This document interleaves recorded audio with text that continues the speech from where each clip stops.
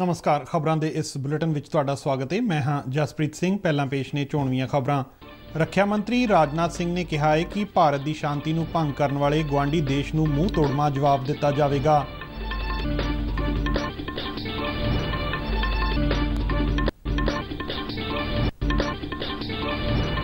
केंद्रीय वित्त मंत्री निर्मला सीतारमन ने गुजरात विच अंतरराष्ट्रीय वित्ती सेवा केंद्र नाल संबंधित 469 करोड़ रुपए दीआं 2 योजनावां नूं मंजूरी दित्ती।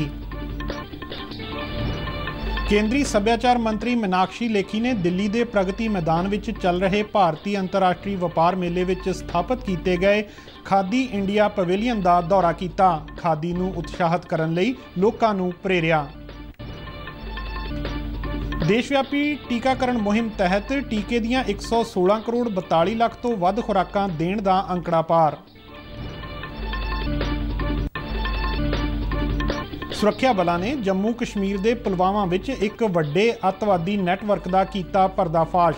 लश्कर ए तैयबा के 5 अतवादी गिरफ्तार। भारत और न्यूजीलैंड विचाले तीजा और आखिरी T20 अज कोलकाता विच। ते हुण खबरां विस्तार नाल। रक्षा मंत्री राजनाथ सिंह ने कहा कि जेकर गुआढ़ी मुल्क भारत की शांति नूं भंग करन दी कोशिश करेगा तो नवां अते शक्तिशाली भारत उसनूं मूँह तोड़मा जवाब देवेगा। उत्तराखंड के पिथौरागढ़ विच शहीद सन्मान यात्रा नूं संबोधन करदिआं उन्हां कहा कि असीं पश्चिमी सरहद ते अपने गुआढ़ी नूं स्पष्ट सुनेहा दे दिता है कि जे वो साडीआं सरहदां नूं पार करेगा तां असीं ना सिर्फ इसका जवाब देवांगे बल्कि उसके खेतर विच दाखिल होकर सर्जिकल अते एयर स्ट्राइक भी कर सकते हाँ। चीन का नाम लए बगैर रक्षा मंत्री ने कहा कि जे कोई देश भारत की 1 इंच जमीन ते कब्जा करने की कोशिश करेगा तो उसनूं टुकमा जवाब दिता जाएगा। इस मौके उन्होंने शहीद परिवारों नूं शौर्य सम्मान पत्र नाल सन्मानित किया। हमारे साथ अनावश्यक जब से भारत से अलग हुआ है उस पड़ोसी को समझ गए होंगे। पाकिस्तान बड़ा बड़ा आतंकवादी हरकतों के माध्यम से भारत को कमजोर करने की, भारत को डिस्टेबलाइज करने की वो कोशिश करता रहा था, लेकिन बहनों भाइयों कर नहीं पाएगा। अब उसको हम लोगों ने संदेश दे दिया है कि यदि ज्यादा गड़बड़ करोगे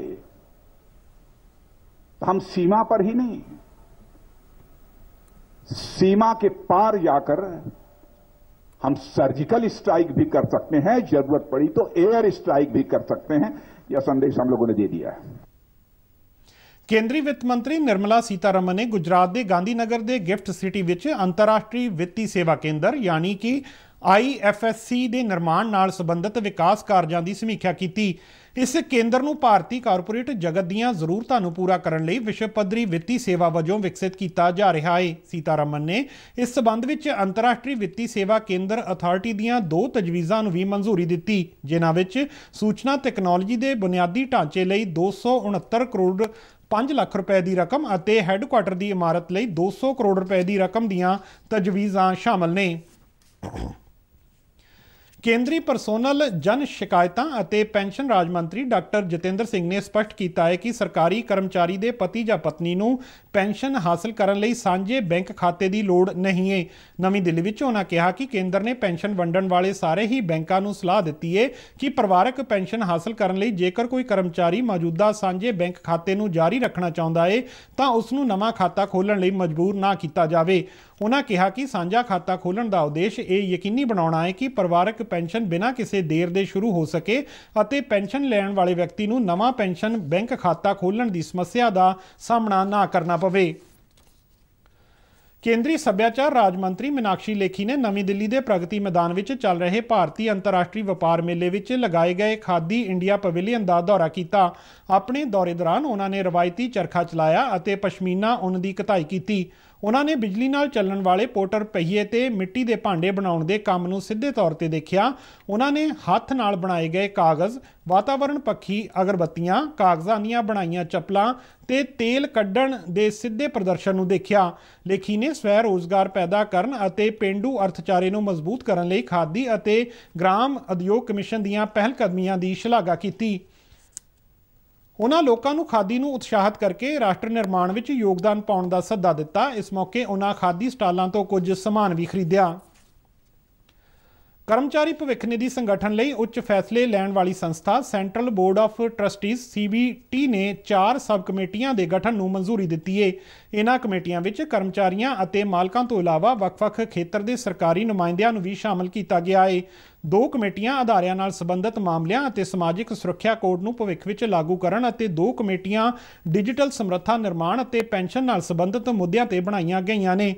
ਅਦਾਰਿਆਂ ਅਤੇ ਸਮਾਜਿਕ ਸੁਰੱਖਿਆ ਕੋਡ ਨਾਲ ਸੰਬੰਧਿਤ ਕਮੇਟੀਆਂ ਦੀ ਅਗਵਾਈ ਕਿਰਤ ਅਤੇ ਰੋਜ਼ਗਾਰ ਰਾਜ ਮੰਤਰੀ ਰਮੇਸ਼ਵਰ ਤੇਲੀ ਅਤੇ ਦੂਜੀਆਂ 2 ਕਮੇਟੀਆਂ ਦੀ ਅਗਵਾਈ ਕਿਰਤ ਤੇ ਰੋਜ਼ਗਾਰ ਸਕੱਤਰ ਸੁਨੀਰ ਵਰਥਵਾਲ ਕਰਨਗੇ।